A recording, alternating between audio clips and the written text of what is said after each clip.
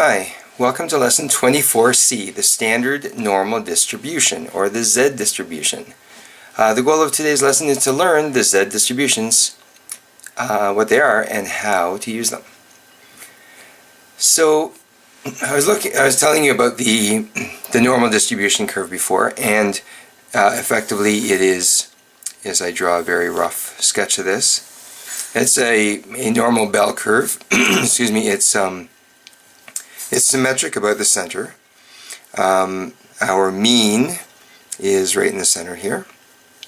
And as we get further and further away from the mean, we've got standard deviations. So this is 2 standard deviations from the mean. Over here is kind of negative 2 standard deviations because it's on the left side. There's 3 standard deviations away, etc. So that's basically what the normal distribution curve would look like. So there is something called the empirical rule, which I did not mention before, if I could spell this. And in the empirical rule, basically, it's a 68, 95, 99.7 rule, which tells us that within 1 standard deviation of the mean, 68.5% of the data is in that area. If we go 2 standard deviations from the mean on either side, there's 95% of the data. And 3 standard deviations from the mean is about 99.7% of the data. So these are just rough estimates, like there's decimals and whatever that go along with it. But the fact that the normal distribution curve is symmetric, we'd be able to use 68% here plus and the knowledge the knowledge that within 2 standard deviations, this whole part here from here to here is 95% of the data, and from here all the way over to here, the 3 standard deviations on either side of the mean is 99.7% of the data. We could then use that in order to find different areas under the curve given certain situations. Okay, so we'll be looking at a few examples of that in class tomorrow. But this will be certainly useful for us when we're trying to determine, well, say what percentage is below 1 standard deviation of the mean, or what percentage of the data is above 1 standard deviation from the mean. So we can use the idea of symmetry of the curve and the 68, 95, 99.7 rule to be able to work that out for us. Okay, so just as a quick little example, if we know that 68% of the data is within 1 standard deviation of the mean, then that means, and we know that underneath the whole normal distribution curve, the area equals 1. That means that if this is 68% here, from here to here, that means that together, out here and out here, must equal 32% together, which means that, and because it's symmetric, that means that this end would be 16%, and this over here would be 16%. Okay, so, and we'd be able to use this data as well, or this information, to find other information as well. Another little quick example of this, if I know, of course, that 95% of the data is within 2 standard deviations of the mean, that means that what's remaining is this small part here in the wing and this small part out here in the wing. Those 2 together must add up to be 5% of the remainder, because within 2 standard deviations is 95%.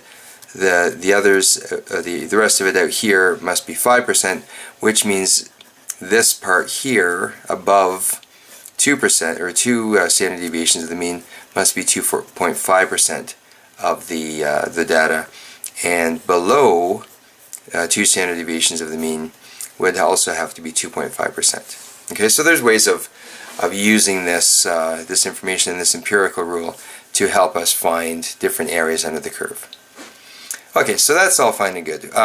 What we're mainly focusing on today is the normal standard, or sorry, the standard, I put the emphasis on the wrong syllable there, the standard normal distribution curve. And again, it's the same sort of idea, except now we're standardizing things so that instead of comparing apples and oranges, what we're doing is we're going to be standardizing apples and oranges so that we can compare them to each other. Okay, so here's the normal distribution curve, and when we standardize things, the z-score actually ends up giving us the number of standard deviations from the mean. And under the standard normal distribution curve, the mean is going to be 0, and one standard deviation away from the mean is going to be on the right side is going to be positive 1. One standard deviation below the mean is going to be negative 1, because here is mu minus sigma for the negative 1. 2 standard deviations to the right of the mean is going to be plus 2 as the z-score. 2 standard deviations below the mean to the left of the mean is going to be negative 2 under the z-scores. And then 3 standard deviations, you guessed it, that's going to be 3 as the z-score. And the z-score of 3 standard deviations to the left of the mean is going to be negative 3. Okay, so we're going to be using this to compare, different things that normally we wouldn't be able to compare. And so what we can do is there's a little conversion, I guess, and we can convert scores that are x scores from our discrete random variables. Usually we use x. So what we can do is we can convert this into a z-score by subtracting mu from the value of x and dividing by the standard deviation sigma. Okay, so this is going to be the way that we'll be able to convert from a regular apple to a standardized fruit, and our orange to our standardized fruit, by using this this conversion formula using my apples and oranges comparison analogy from before.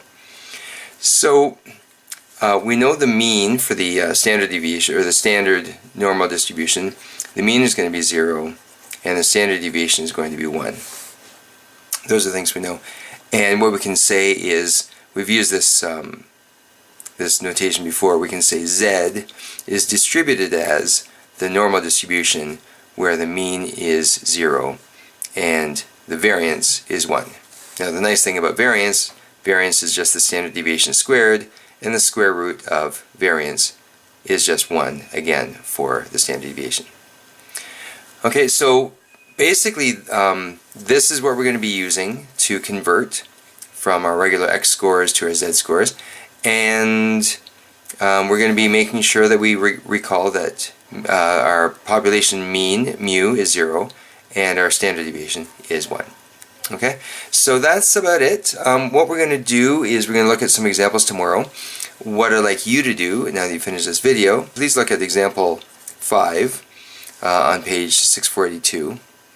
And then after you look at that and listen to the self-tutor, I'd like you to just kind of look through exercises 1 through 4 on page 642.